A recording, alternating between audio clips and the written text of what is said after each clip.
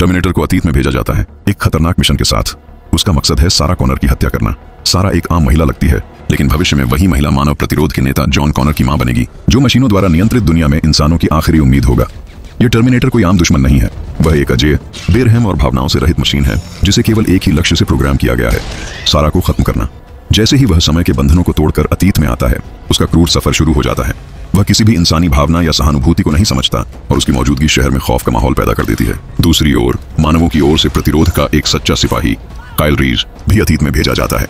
उसका मिशन है सारा की रक्षा करना, चाहे उसकी खुद की जान ही क्यों न चली जाए।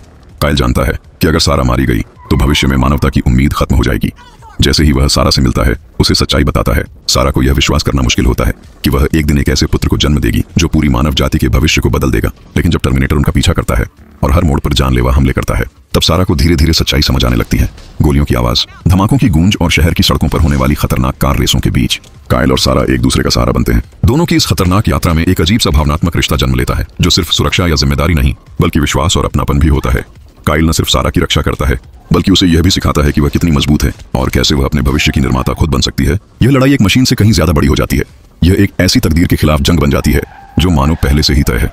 दोनों अंततः एक स्टील फैक्ट्री में पहुंचते हैं, जहां आखिरी और सबसे भीषण मुकाबला होता है। आग, धातु और मशीनों के बीच काइल अपनी जान की कुर्बानी देकर सारा को बचाता है और सारा अपने साहस और चतुराई से उस मशीन को पूरी तरह नष्ट कर देती है। ये एक जीत तो होती है, लेकिन एक ऐसी जीत जिसकी कीमत बहुत भारी होती है।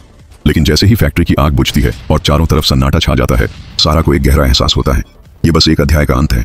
असली युद्ध अभी बाकी है। वह अब अकेली नहीं है। उसके गर्भ में जॉन पल रहा है, वही बच्चा जो भविष्य में मानवता का नेता बनेगा।